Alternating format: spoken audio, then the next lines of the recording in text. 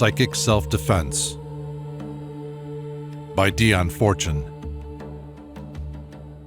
Narrated by Matthew Schmitz.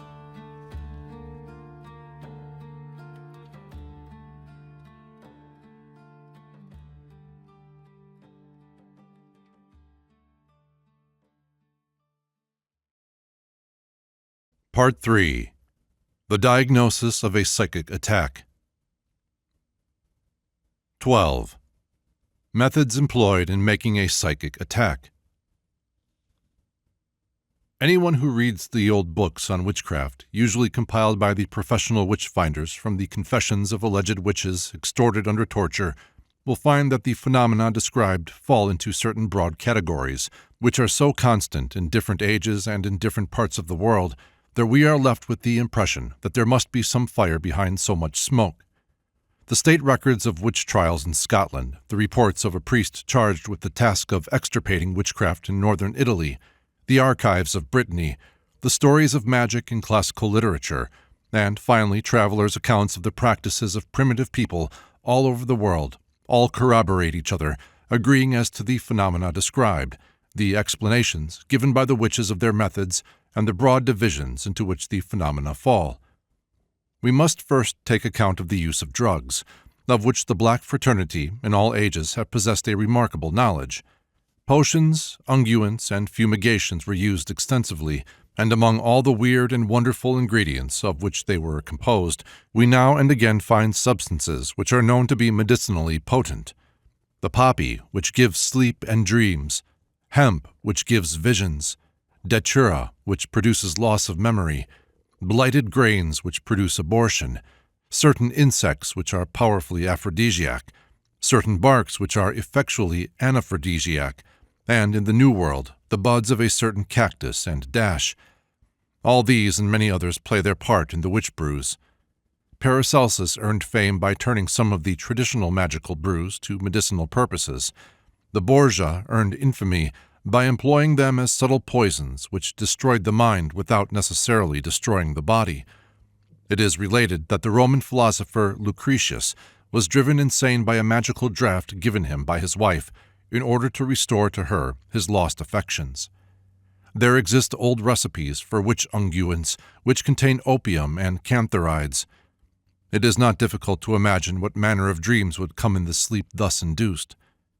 C.S. Olivier, in his recent book, Analysis of Magic and Witchcraft, gives it as his opinion that attendance at the Sabbat was often achieved by means of drug-induced dreams. Subtle poisons also undoubtedly play a part in the effectiveness of curses, a favorite method being to make a talisman of brass, copper, or lead, and fasten it inconspicuously at the bottom of a drinking vessel or cooking pot. What effect the talisman had is conjectural, but there is no doubt at all about the effect of the steady dissolving of small quantities of lead and verdigris in the food. But while all these things were a part, and a considerable part, of the witch cult, they cannot, strictly speaking, be considered a psychic method of attack, and we only refer to them in these pages in order that their effects may be excluded from the diagnosis. There are 3 factors in a psychic attack, any or all of which may be employed in a given instance. The first of these is telepathic hypnotic suggestion. The second is the reinforcement of the suggestion by the invocation of certain invisible agencies. The third is the employment of some physical substance as a point d'appui, point of contact, or magnetic link. The force employed may be used as direct current, transmitted by the mental concentration of the operator, or it may be reserved in a kind of psychic storage battery, which may be either an artificial elemental or a talisman. In Chapter 2, we have considered in some detail the psychology of suggestion, and need not repeat what has already been said, save to remind the reader that the essence of telepathy consists in the sympathetic induction of vibration. Experimental psychologists are already suspecting that emotion is closely akin to electricity. They have proved conclusively that emotional states alter the electrical conductivity of the body. The occultist believes that emotion is a force of an electrical type, and that in the case of the ordinary man it radiates out from him in all directions, forming a magnetic field, but in the case of the trained occultist it can be concentrated into a beam and directed. Supposing you are able to concentrate your whole attention upon a single feeling, inhibiting all else, you will have achieved a pure emotional state, unadulterated and undiluted. All the life force coming into your soul will therefore flow in this single subdivision of a single channel instead of in the many ramifications of the usual 3 channels previously referred to. The concentration will be terrific, but it will only be achieved at a terrific price. It is in order to achieve this terrible concentration that the saints of the West and the yogis of the East practice a torturing asceticism. You must sell all that you possess in order to purchase this pearl of great price, and an echo of the method lingers in the fairy tale tradition that the person who finds the lucky stone can only have one wish. Such a concentration is good for one purpose, and one purpose only.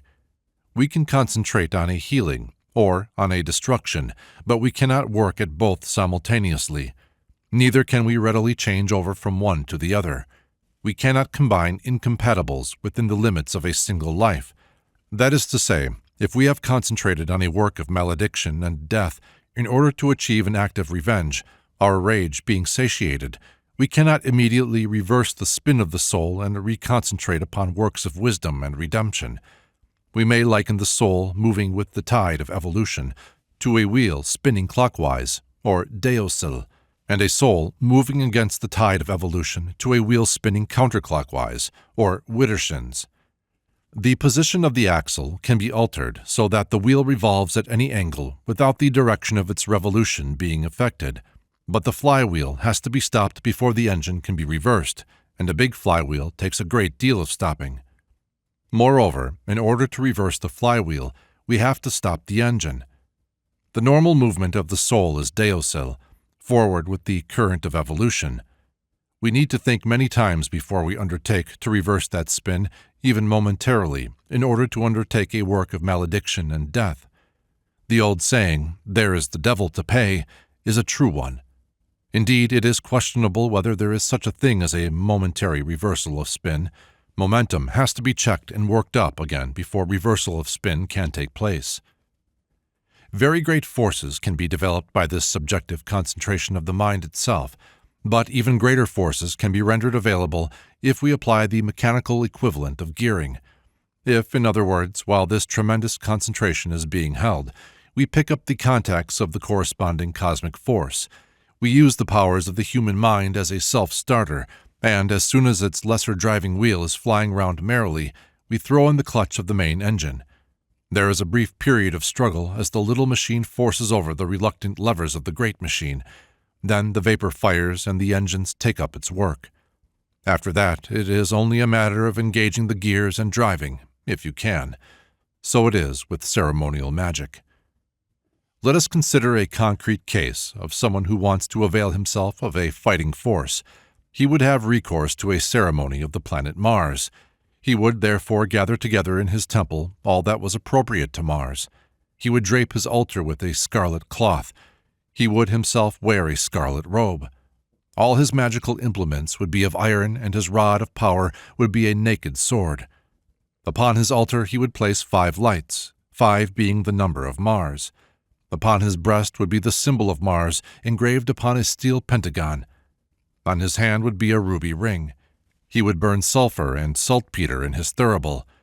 Then, according to the work in hand, he would call upon the angelic or demonic aspect of the 5th Sephirah, Geburah, the sphere of Mars.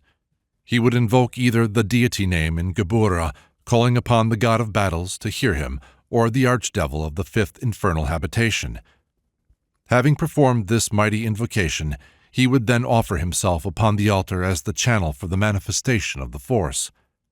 There are many formulae extant designed to enable a force to be brought through without the necessity of the magician himself being the channel.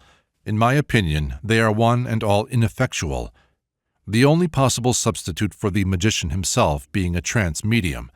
It is for this reason that ritual magic so often fails to come off. You cannot make custards without breaking eggs, and if you mean to be a magician, you have got to go the whole hog. When it is a question of bringing through the angelic aspect of a force, the matter is on a clear footing. To be the channel of such a force is a great privilege, and is an initiation in itself. The operator has simply to eliminate from his nature all incompatibles and maintain his concentration without wavering. The worst that can happen is that he should fail to obtain his results. But when it comes to bringing through the demonic aspect of a sphere, the matter is on an entirely different footing. Very few people care to offer themselves for the manifestation of such a force as Asmodeus. I do not believe that there is any reliable device for invoking the devils without being obsessed by them, save the method of Abramelin, which involves 6 months' preparation and is only operated after the knowledge and conversation of the holy guardian angel have been attained. The edge of the abyss is well fenced. It is not possible to fire a gun and avoid the recoil. Having invoked and concentrated his force, our sorcerer has next to consider his target. He has to get into astral contact with his victim. In order to do this, he must form a rapport, not quite as easy as might be imagined. First, he has to find his victim and establish a point of contact in his sphere, and then, working from this base, succeed in piercing his aura. An unfocused force is not very much use. A focus has to be achieved. The usual method is to obtain some object which is impregnated with the intended victim's magnetism, a lock of hair, nail paring, or something habitually worn or handled. Such an object is magnetically connected with its owner, and the sorcerer can work up the trail and thus enter the sphere of his victim and establish a rapport. He then proceeds as does any other practitioner of suggestion who has succeeded in getting his victim into the first stages of hypnosis. By means of the magnetic link, he has gained the psychic ear of his victim, who will hear his suggestions subconsciously. It now remains to be seen whether the thought seeds thus planted will strike root or be cast out from the mind. In any case, the victim is rendered disturbed and uneasy. If a magnetic link cannot be obtained, the practitioner of black magic has to fall back upon other devices. One of the most common is that of substitution. Something is chosen and by means of ceremonial is identified with the intended victim. For instance, a small animal may be baptized with the victim's name and then immolated, usually with torture, the operator meanwhile concentrating upon the personality of the original. The old device of making a wax image and melting it before a fire, or driving nails into a wooden statue, baptized with the name of the victim, are frequently met with in the records of the witch trials. The actual driving of the nail has no conceivable effect upon the victim, but it helps the concentration of the operator. The talismanic method in various forms is also employed. A talisman is a symbol representing a certain force or combination of forces depicted upon a suitable substance and magnetized by ritual. It can be made from anything which will retain magnetism. Metals, precious stones, or parchment are usually employed. Paper is less effective unless it be enclosed in a metal case. Water and oil can be effectually magnetized, but soon lose their potency. A talisman is made by invoking the requisite force, as already described, and then concentrating it upon the prepared object, which is placed ready upon the altar before the evocation begins. A talisman, thus made, has next to be brought into the magnetic sphere of the victim. It is related that Lady Burton, anxious to convert her free-thinking husband, the famous Sir Richard Burton, the great explorer, used to get her priest to bless little statues of the saints and put them in the pockets of his clothes. A similar device is used by the workers of black occultism. Magnetized objects are placed in the rooms habitually occupied by the victim, or buried in his path so that he must pass over them frequently. These talismans of evil not only work by their own power, but also serve the sorcerer as a point of concentration for his meditations. Harmful effects are also produced by objects which have been used in black magic and have become impregnated with the forces they were employed in generating. Odds and ends of magical equipment turn up in some queer places. I was present at an auction in a country town when the 12 signs of the zodiac, neatly painted on a blackboard, came up for sale. Various of my friends have picked up magical treasures, such as altar lamps and incense burners, that obviously came out of ritual lodges, but the prize of the collection was a magical rod that was put up to auction along with a bundle of fire irons. Large crystals for scrying are frequently seen in antique shops. All such things need carefully demagnetizing before they are brought into one's psychic sphere. I was taking part at one time in a series of psychic experiments which had been going on very well, when, for no apparent reason, things went wrong and there was a considerable upheaval. We did not know at the time, but we learnt later, that the owner of the flat where they were being held had obtained possession of a floorcloth that had been used in ritual magic by an occultist whom only the utmost leniency could call doubtful. The artificial elemental is really the basis of the efficacy of curses. In this case, no physical substance is employed, but a portion of the akasha is molded into a definite form and held thus by the will of the operator, until, as it were, it sets. Into this mold is poured the concentrated energy of the operator. Something of his own self goes into it. This is its soul, and it is like a self-steering torpedo which is set to move in a curve towards a chosen mark. Or the operator, if an expert magician, may deliberately ensoul this thought form with elemental essence, which is the raw, undifferentiated substance of life drawn from one or another of the elemental kingdoms. It is in order to do this that the curse is invoked in the name of some being. The curser declares, "I curse you by so-and-so." This is the form of evocation which calls the ensouling essence into the thought form, thus making an artificial elemental which is endowed with an independent life of its own. If we want to know something of the efficacy of curses, we have only to consider the record of the men who were connected with the opening of the famous Tutankhamun tomb. There are many other cases equally well authenticated. One can become exposed to occult unpleasantness either by thwarting or, in some other way, falling foul of an unscrupulous occultist, or by getting oneself involved with a dubious occult fraternity. In the case of a quarrel with an occultist, in addition to the ordinary human motives for an abuse of power, one has to reckon with the fact that an adept who is not of the whitest nearly always suffers from that unpleasant psychic disease of hypertrophied ego. He will love power for its own sake, and take any defection on the part of an erstwhile follower, or any resistance to his imperious will, as a personal insult or even injury. With a trained mind, an angry thought will do damage, and I have known cases of occultists who, out of pure pique, went to extraordinary lengths of spite. One can only hope that they did not really believe in the efficacy of what they did, and were merely playing to the gallery pour encourager les autres, and ensure loyalty among their supporters. Another thing which is particularly disliked by this type of adept is any attempt on the part of a pupil who has broken with him to make use of what he has been taught. There seem to be no lengths to which a jealous guru will not go in order to smash his chela psychically. In one case which came to my knowledge, a concert singer had had treatment for the improvement of her voice from an adept of sorts.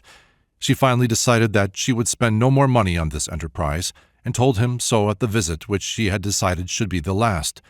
He concentrated his gaze upon her and told her that if she broke with him, as soon as she went on the concert platform, she would see his face in the air in front of her, and her throat would close, and she would be unable to utter a sound, and that this horrible experience would occur every time she tried to sing, until she returned to him and continued to have treatment at a guinea a time. This potent hypnotic suggestion proved effective, and her career was at an end until the spell was broken. The following letter contains a very illuminating experience, and is of value not only for its account of a psychic attack, but also for its description of the manner in which the attack was combated. In the winter of 1921-22, I was told from the inner planes, "We see your initiation into the Order of the Christ." I did not understand very clearly, and I waited. In June 1922, an Oriental, the head of a great religious order, came to see me. I was living in Switzerland. We will call him Z. I expected great things from him and looked on him as a sort of master. Knowing that he had met Abdul-Baha, I thought to please him by putting A.B.'s photo on my walls, but when Z entered my room, I saw at once that he did not quite like it. We conversed for a while, and he asked me several questions. Suddenly, he offered me initiation into his order. I was taken aback and did not feel the inner consent. I said I must reflect. Later on, an inspiration came to me, and I said, "Is your order the Order of the Christ?" He answered, "It is." I told him of my experience, related above, and accepted initiation, but I had the inner conviction that all was not right. I felt no inner response to several incidents during the initiation, and I began to call mentally and earnestly upon the Christ, and kept on doing so until the end of the ceremony. I learned afterwards that he had told one of his disciples that I accepted the initiation, but not the Master. It would take too long to relate other less important details, so I go on to our second interview, during which he asked me several times to leave the town where I was and to join him in active work. This time I heard the inner voice clearly. It said, "No." Suddenly he said, "Sit in front of me. I will heal you." I was in very bad health at the time. He fixed his eyes on mine with a strong, commanding gaze. Mentally, I called on the Christ, and I felt form all round me a sort of shell. "There," he said, "I have healed you." The inner voice said, "No." Well, he went away, and I had a bad time, for I had the feeling that all was not right, though I had no suspicion of evil, nor have I now. I wrote an account of this interview to a friend, and a letter from her crossed mine. She told me that, about the time of my interview with Z, of which she was unaware, she was told to join our spiritual teacher in helping me. She withdrew from the outer planes, and then she realized that strong hypnotic forces were playing upon me in waves. Again and again she had to use all her spiritual power to help me withstand them, but finally we stood on a rock, bathed in light and free. My letter gave her the key to it, but she replied, "Take care, Z will try again." He realized that he was baffled. He will try on the inner planes next time. Now comes the great experience. A few weeks later at night, I had a very vivid vision, it seemed, but it was a real experience. I was in the middle of a group of 7 or 8 persons, of whom I saw 2 clearly. On my left was a woman entirely veiled in black, but she made a startlingly clear figure for all that. On the right was Z. He said, "Now I will give her the second, the higher initiation." And he seized my right arm with force, but I disengaged myself, and standing straight and calm, I said, I can hear myself now, "Before this ceremony proceeds, I wish to make a statement. I can allow nothing and no one to come between me and the Christ." There was a howl, a tossing of hands, and everything disappeared. Soon after, I tore up my initiation card, put Z out of my mind, and have had no conscious personal experience of him since. But I had introduced him to a young French musician of high social standing, whom he found much to his taste. We will call him F. There is a close friendship between F and me, and at that time he needed some Oriental music for one of his compositions. On the other hand, he might have been extremely useful to Z, towards whom he felt strongly attached. After my own experience, I began to be much alarmed, but felt that I was not big enough to deal with the situation. So I said nothing to F, but prayed that he might be protected from all evil. Shortly afterwards, F told me in his letters of various astral experiences. In his dreams, he was going through all sorts of disagreeable things, and voices kept saying to him, "Ask Z to help you. He will help you." Then he became conscious of my presence and began calling on the Christ. All this in his dream, and everything vanished. This happened more than once. Only when I met him again did I tell him of my own experience. I must add that a friend with psychic power came to see me at this time and said, "This last week, at night, I have seen you 3 times. You asked me to help you save a young man who was in danger. What did it mean?"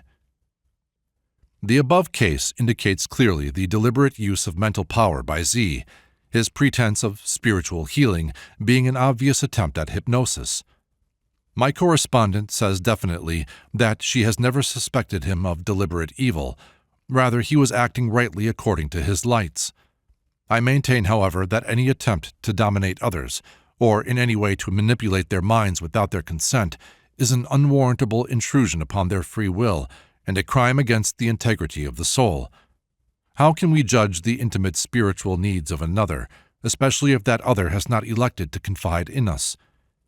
What right have we to invade his spiritual privacy and thrust our tampering fingers into the wheels of his innermost being?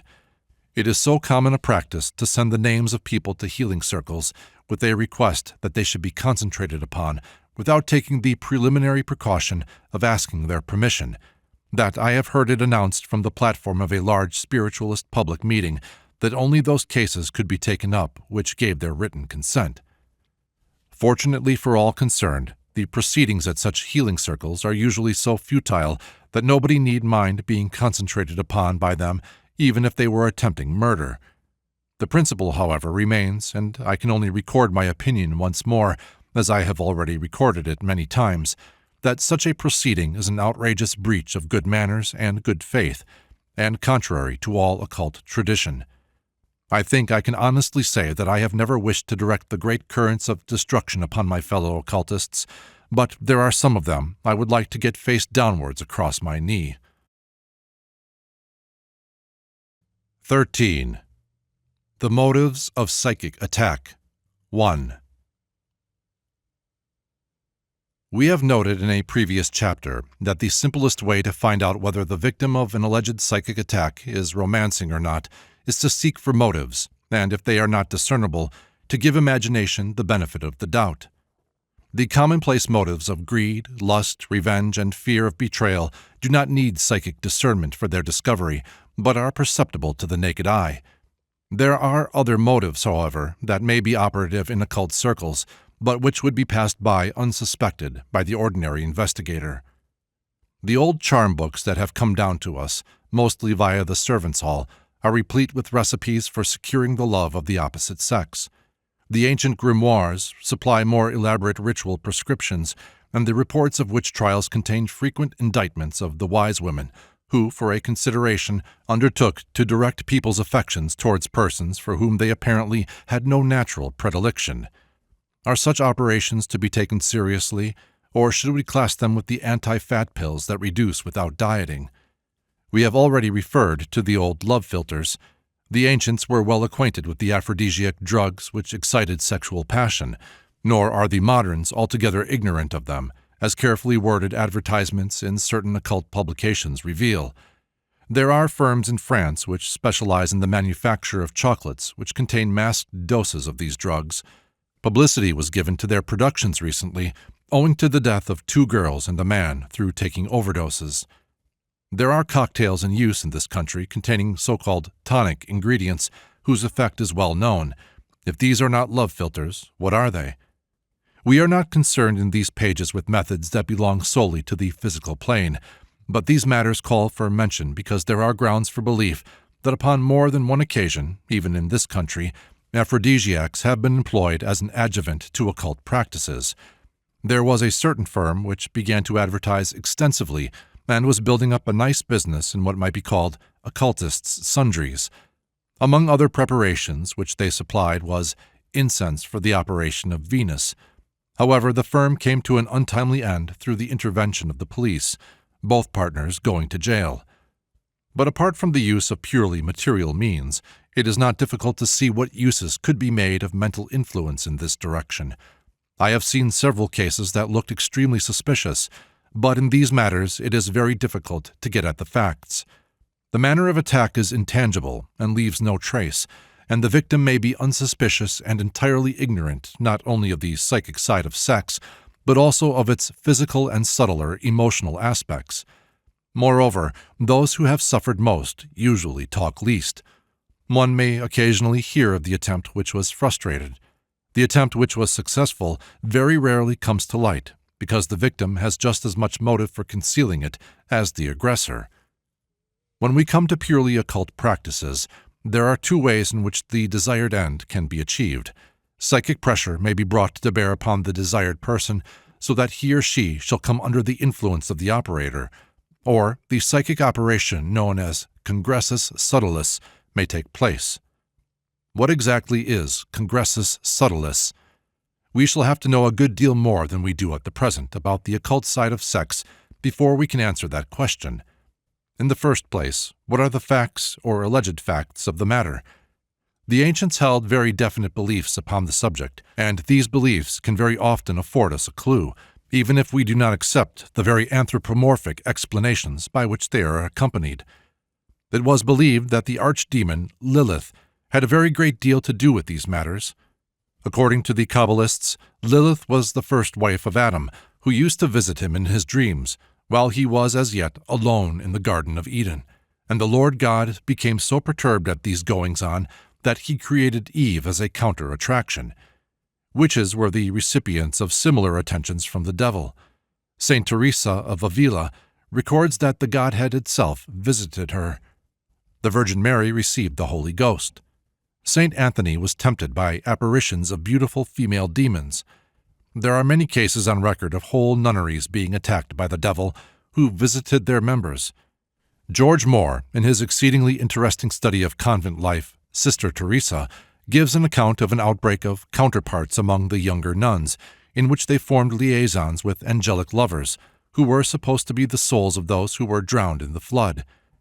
We read in Genesis and in the Book of Enoch that the sons of God mated with the daughters of men, and the demonic race was the result. The folklore of every country contains instances of the mating of humans with elementals, usually with disastrous consequences. Classical literature is full of stories of the visits of gods and goddesses to humankind. What shall we say of all such stories? Is there any element in them beyond fairy tale and wish fulfillment? We can readily understand the motive of the nun, who, wishing to conceal the identity of her paramour, declares herself to be with child by the devil. We can equally understand the psychology of the rest of the convent that take up the story and see the devil in every corner. Let me cite certain cases which have come within my personal knowledge and see whether in the light of these we can sift fact from fantasy. There came to visit me once a young man who was in love with a married woman. He told me that upon several occasions he had had a very vivid dream of visiting her, and she had simultaneously dreamed of receiving his visit. He was anxious to perfect the technique of this operation, hence the visit to me. I am afraid I was unsympathetic. Consequently, I did not obtain any further information concerning this curious experiment. An even more curious case came to my knowledge some years ago. A woman told me that in the days of her youth she had been engaged to marry a man to whom she was very deeply attached, and who was murdered while working as a missionary in West Africa. Having lost the only man she felt she could love, she consented to marry a second cousin who had long been in love with her, and who was a semi-invalid. Whenever she had relations with her husband, she always visualized the form of her first lover. She herself was short, dark, and petite. Her husband, a blood relation, was similar in type to herself, and a weed into the bargain. But her 3 sons were tall, upstanding blond men of the Nordic type, bearing a strong resemblance to the dead man. The truth of this story was vouched for, to me, by a friend of the family. I have known personally 2 alleged changelings. The male had the pointed ears of Pan, and if anyone was ever a son of the devil, he was. The female was a curious and fascinating creature, essentially non-human, and when her child was born, it came into the world with no more trouble than a kitten. Both these beings were conceived when their mothers were under the influence of drink, and both of them were characterized by a marked callousness, which in one case developed into deliberate cruelty. Although very peculiar to look at, neither of them was in the least defective, both being in fact possessed of considerably more than the average share of brains. Anyone who has any knowledge of the esoteric aspect of sex knows that union is as much etheric as physical. It is this fact which constitutes the real difference between normal union and self-abuse, and explains why the former is vitalizing and harmonizing, and the latter is exhausting and nerve-wracking. May we not conceive it possible for anyone who can project the etheric body, or a being whose densest vehicle is etheric, to play a part in unions under certain conditions. And if we accept the theory of mediumship or of obsession, which is a pathological form of mediumship, what shall we say concerning the possibility of a union while one or other of the partners is under control? What manner of soul might come through into incarnation under such conditions? Medieval tradition recognized 2 classes of demons which invade sleep and called them incubi and succubi. These were held to be responsible for lascivious dreams. Modern psychology discounts their services and looks nearer home. The psychic, however, is of the opinion that there is something in the old belief, and that the lustful imaginings of men's hearts, and women's too for that matter, do indeed produce artificial elementals according to the method described in a previous chapter, and that these elementals are something more than subjective images, and have an objective etheric existence, and play their part in the genesis of certain experiences. For instance, a person may have dreams and fantasies of a lascivious nature, and these may give rise to their characteristic thought forms. These thought forms, now existing independently of the mind that originally conceived them, and being in the aura of that person, give him suggestion just as any other thought forms projected telepathically from the mind of another person might do. We little realize the extent to which we give ourselves telepathic suggestion by means of extruded thought forms. We are, in fact, ensphered by our own atmospheres, emanated by ourselves. I remember being told as a child that if a birdcage were hung immediately under the canopy of an old-fashioned four-poster bed, the bird would be found dead in the morning, poisoned by the carbonic acid gas exhaled by the sleeper lying below. We little realize the extent to which we are psychically poisoned by our own emanations of unguarded and unpurified thoughts. It is well known that orgasm takes place in dreams, accompanied by appropriate dream pictures. The ancients believed that such an experience was due to the actions of demons. Moderns believe it to be due to physical tension. It is not so generally known that there are people, both male and female, who can produce the same reaction at will solely by means of daydreams. May we not ask ourselves whether it cannot also be produced by means of telepathic suggestion, and whether this may not have played a part in the operations of many covens? There is another curious phase of this aspect of the left-hand path, which was brought to my knowledge through a case which came into my hands. A young girl, simple-minded and unsophisticated, living a very isolated life with a widowed mother, went to consult a well-known psychic, whom we will call Mr. X. In the circle in which both Miss Y and Mr. X moved, there was another and prominent figure whom we will call Mr. Z, who had a reputation for a knowledge of magic. Mr. X told Miss Y that he had read the records of her past lives, and that there was a karmic tie between herself and Mr. Z, and that she could help him in his work by pouring out upon him her love and magnetism. She was instructed to meditate upon Mr. Z every night as she lay in bed until she fall asleep. This poor girl, lonely and unsuspicious, gave herself up unreservedly to this task. Presently, however, she began to grow uneasy.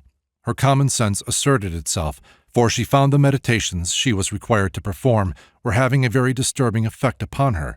But Mr. X allayed her fears and recalled her to her allegiance by assuring her that he had looked into the future and seen that eventually Mr. Z would marry her. By now, she had upon her hands a heartbreaking love affair which was making her very unhappy and unfitting her for work. A number of letters upon the subject were exchanged between Miss Y and Mr. X, which I have seen. I did my best to persuade her to drop the whole affair. Mr. X succeeded in persuading her to go on with it, playing upon her feelings and telling her how terrible would be the plight of Mr. Z if she withdrew her psychic support, and renewing his assurance of a karmic tie which would result in an ultimate marriage if she were faithful. Miss Y, pitifully distressed and bewildered, betook herself to certain of the leaders of the organization, to which all three of them belonged. These people seconded my advice that she should discontinue these practices, but persuaded her to surrender the very compromising letters which were in her possession. Having secured these, they declared that the whole transaction was imagination on her part, and instead of turning this choice pair of scoundrels out of their ranks, let them continue to function as usual. This would be a strange enough case if it were an isolated one, but it is not. Another woman came to me about this time in a state bordering on insanity, and told me that she too had been consulting Mr. X, who had told her that she had already received initiation on the inner planes, though she might not be conscious of it, and that her psychic faculties were on the point of opening, a stock remark of his. But if she wanted to make real progress on the path, she must cease to live with her husband, and he, Mr. X, would put her in touch with her astral soulmate. The consequence of this precious advice was to break up her home and send her out of her mind. One day, walking in the park, she met Mr. Z and declared him to be her astral lover, a statement which Mr. X confirmed and embellished with the information that Mr. Z was also the master who would initiate her. I tried to persuade her to bring the whole transaction to a summary conclusion and return to her husband, but she replied that she could never do this after the astral experiences she had had. Mr. X re-established his influence over her. She left the address at which I had known her, and I have never heard what became of her. Her condition when I last saw her was deplorable. Emaciated, wild-eyed, and twitching with convulsive movements. Would anyone believe the story of such a woman? Obviously no one, unless they had seen the letters that I had seen. Nor is this the only case. A fellow worker of mine told me of 2 precisely similar ones which had come to her knowledge in connection with Mr. X. It is cases such as these which make the honest investigator of occult phenomena thankful that there is upon our statute book a law which enables magistrates to deal effectually with occultists who prostitute their powers. It is so generally known that no initiate may use the occult arts for gain that it is difficult to sympathize with people who pay some advertising occultist his half-crown or half-guinea and then find themselves let in for unpleasantness. What conclusions may we draw from the incidents that I have related, for the facts of which I can vouch from personal knowledge? 4 women are persuaded to embark upon a meditation process whose aim is to pour out force. The nature of the force that is to be poured out is indicated by the fact that the married women are instructed not to live with their husbands, and the unmarried girl is encouraged to fall in love with the man who is made the focus of the operation. This man is the head of a group of people known to be occupied with practical occultism and ceremonial. The conclusion I draw is that an occult experiment was afoot, and that, regardless of the consequences to them, these women were being made use of in order to carry it out, the procurer being the well-known psychic Mr. X, and the operator the notorious Mr. Z. The same group have to their credit a recurring series of scandals in connection with unnatural vice. If this were merely vice as such, it would not come within the purview of these pages, but it appears to be used systematically as a means of obtaining occult power. Those who have any knowledge of the deeper aspects of occultism know that sex force is one of the manifestations of Kundalini, the serpent fire that, according to tantric philosophy, lies coiled at the base of the spine, or in the terms of Western occultism, the sacral plexus. The control and concentration of the Kundalini force is an important part of the technique of practical occultism. There is a right way of directing it through thought control, the technique of which I have explained in my little book, The Problem of Purity. Rider. But there is also another method, which consists in stimulating this force, and then directing it into abnormal channels, where it will not be absorbed, but remain available for magical purposes. It is for this reason that in certain forms of the Black Mass, the altar is the naked body of a woman, who may either be still living or have been slain sacrificially. A.E.W. Mason gives an account of such a transaction in his book, The Prisoner in the Opal. Less expert operators, however, cannot control this form of force. As soon as they generate it, it has to go to its logical conclusion. They, therefore, employ another type of stimulus, not the woman, but the boy or youth. The practice of pederasty in connection with occultism is very old, and was one of the causes of the degeneration of the Greek mysteries. I have dealt with these subjects in some detail in another book of mine, Sane Occultism. Particulars of the actual cases can be found by reference to the files of Truth, the journal already referred to. 14.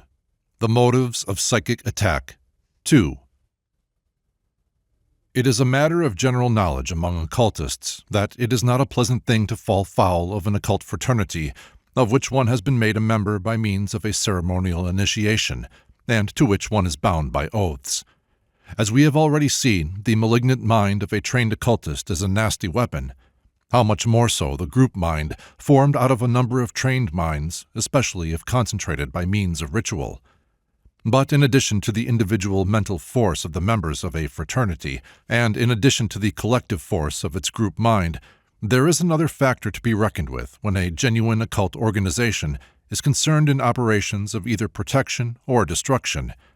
Every occult organization depends, for its power, to initiate upon what are called its contacts, that is to say, upon one or more of its leaders being psychically in touch with certain forces. If, in addition to this, the organization has a long line of tradition behind it, a very potent collection of thought forms will be built up in its atmosphere. Every initiation ceremony contains in some form or other the oath of the mysteries, which binds the candidate neither to reveal the secrets of the mysteries nor to abuse the knowledge they bestow. This oath always contains a penalty clause and an invocation wherein the candidate submits himself to a penalty in the event of a breach of faith, and calls upon some being to exact the penalty. Some of these oaths are most formidable affairs, and they are administered with every circumstance of solemnity that stage management can devise. The way in which the occult fraternities have succeeded in preserving their secrets shows how seldom these oaths are broken. In the event of a dispute with an occult fraternity, the force invoked in this oath may come into action automatically. If the recalcitrant brother is in the spirit of the tradition, and it is his chiefs who are at fault, the power invoked in the oath will be a potent protective influence with which the chiefs themselves will collide. If, on the other hand, he breaks faith with the mysteries, this avenging punitive current will come into action, although his defection may pass undiscovered. I was informed by an eyewitness of an incident which took place at an initiation, in which the candidate, a man to all appearances normal in every way, after taking the oath in the usual manner, suddenly screamed most terribly, startling everyone, and was ill for some weeks as if from a severe nervous shock, and never had anything more to do with occultism. No explanation of the incident was ever forthcoming. I was present myself upon one occasion when a batch of 3 candidates was being done, and it was suddenly noticed in the course of the ceremony that the number of the candidates had become reduced to 2. Enquiry elicited the fact that the 3rd had taken fright and fled. What happened in these 2 cases I do not know. Whether there had been a breach of good faith or whether one was intended, no one can say, but something put the fear of the Lord into these 2 individuals pretty effectually. That no such shock is inherent in the ceremony is proved by the fact that these are the only 2 cases in my experience, and I have seen a very large number of ceremonies. Personally, when I took my own initiation, I felt as if I had come into harbor after a stormy voyage. Another man who was intimately known to me as an advanced occultist was turned out of the order to which he belonged. Why, I do not know, but from what I saw of him, I should imagine there were plenty of reasons. In defiance of his initiation oath, he began to work an independent lodge. He was warned to desist, and did so, dismantling his temple. But he immediately began to get together another temple in a carefully concealed place, and this time he was more ambitious, for he made ready to attempt the greater mysteries. He was an exceedingly clever craftsman, and made all the equipment of the temple with his own hands, so that no one should know what was afoot. Concealed behind Nottingham lace curtains in a mean street in West London was a beautiful little temple of the greater mysteries. He completed this work after some months of arduous toil, no one knowing of it save those in his immediate confidence. But before commencing the actual ritual work, he went away for a short holiday at the seaside, and there he was seized with a heart attack while sitting on the beach and died in 4 hours. The order secrets were not betrayed. Another man who had had a dispute with the same famous order printed and published their secrets as an act of revenge. He was a man of good social standing, considerable wealth, and brilliant literary abilities, already making a name for himself as a writer. From that moment he began to go downhill, and came to poverty and disgrace. The curse of Ahasuerus seemed to be upon him, and he was hounded from country to country, finding no abiding place. No publisher will handle his books, no paper will review them. Let me finally tell of my own experiences in an astral skirmish. I wrote a series of articles on the abuses prevalent in occult fraternities, and these were published in the Occult Review. My writing is largely inspirational, a great deal coming through, of which I have no previous knowledge, and in this particular case I evidently shot a great deal better than I knew, and got myself into serious trouble. My first intimation of it was a sense of uneasiness and restlessness. Next came a feeling as if the barriers between the seen and the unseen were full of rifts, and I kept on getting glimpses of the astral, mingling with my waking consciousness. This, for me, is unaccustomed, for I am not naturally psychic, and in the technique in which I was trained, we are taught to keep the different levels of consciousness strictly separate and to use a specific method for opening and closing the gates. Consequently, one seldom gets spontaneous psychism. One's vision resembles the use of a microscope in which one examines prepared material. The general sense of vague uneasiness gradually matured into a definite sense of menace and antagonism, and presently I began to see demon faces in flashes, resembling those picture images which psychologists call by the unpleasing name of hypnagogics, flashes of dream which appear upon the threshold of sleep. I was quite unsuspicious of any particular individual, though I realized that my articles had probably stirred somebody up pretty thoroughly. What was my surprise, then, to receive from a person whom I looked upon as a friend, and for whom I had the greatest respect, a letter which left me in no doubt whatever as the source of the attack and what I might expect if any more articles were published.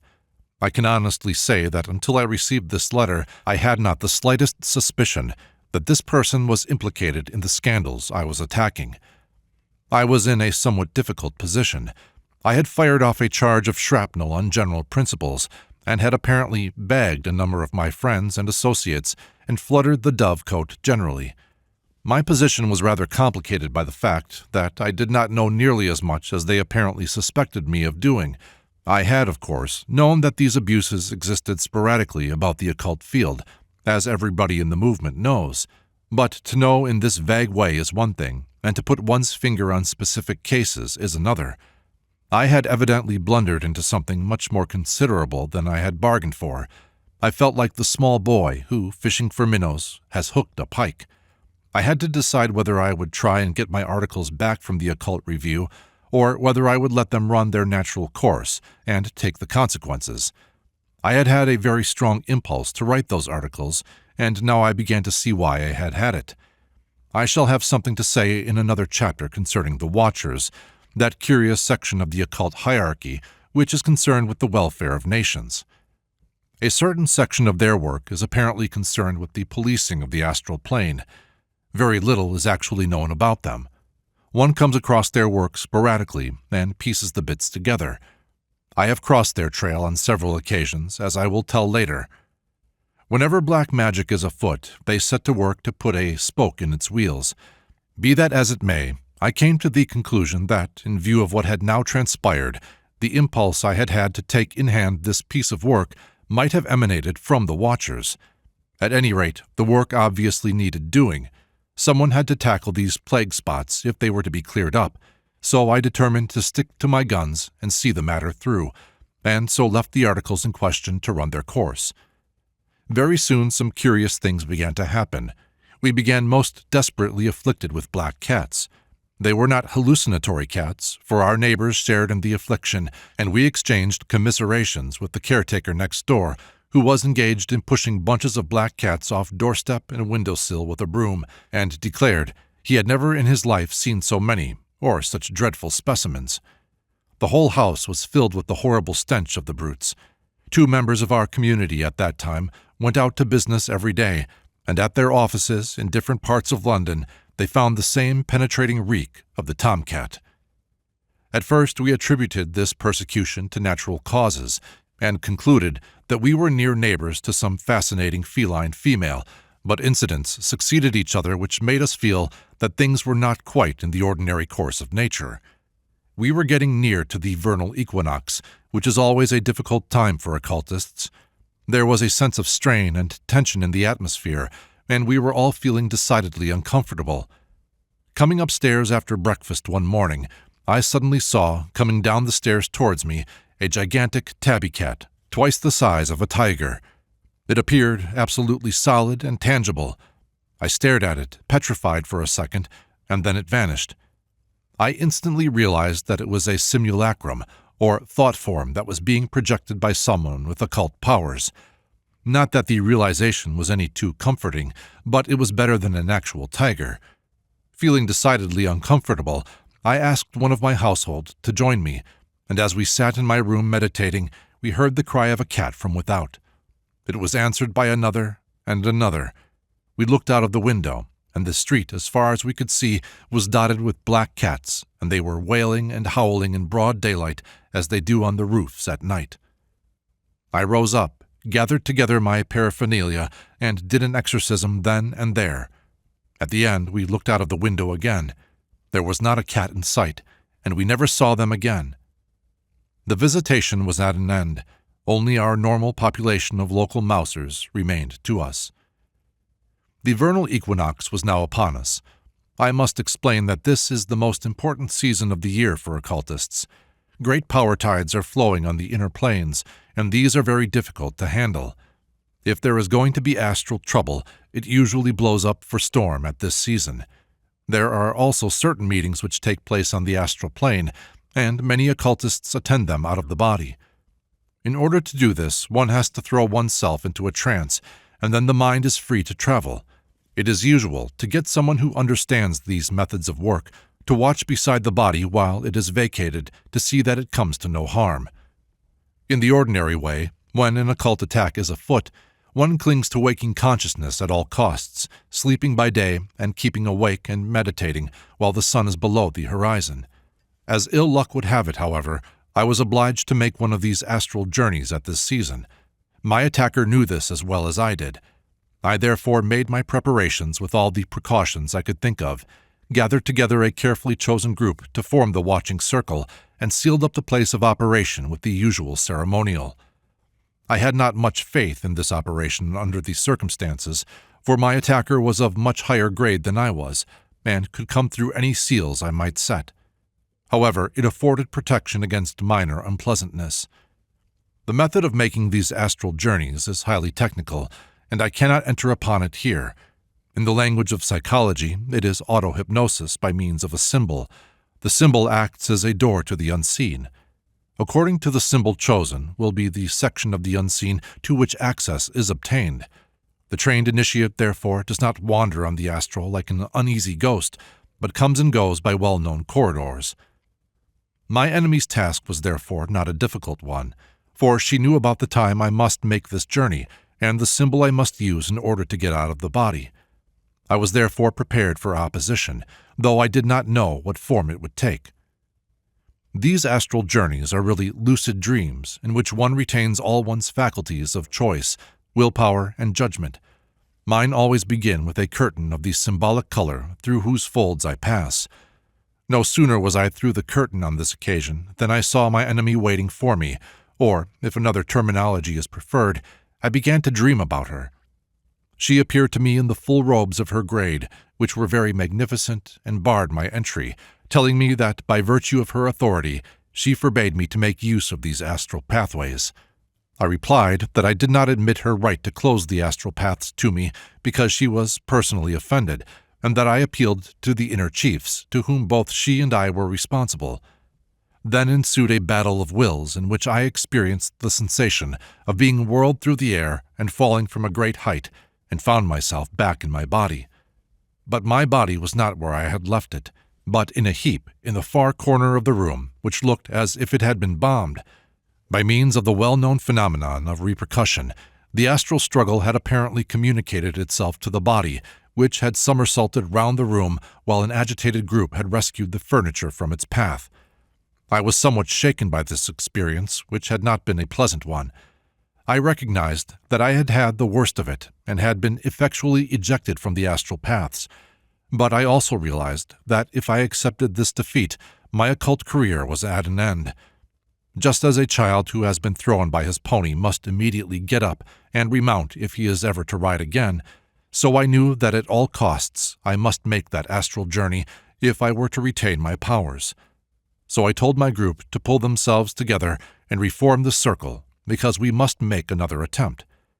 I invoked the inner chiefs and went out once more. This time there was a short, sharp struggle, and I was through.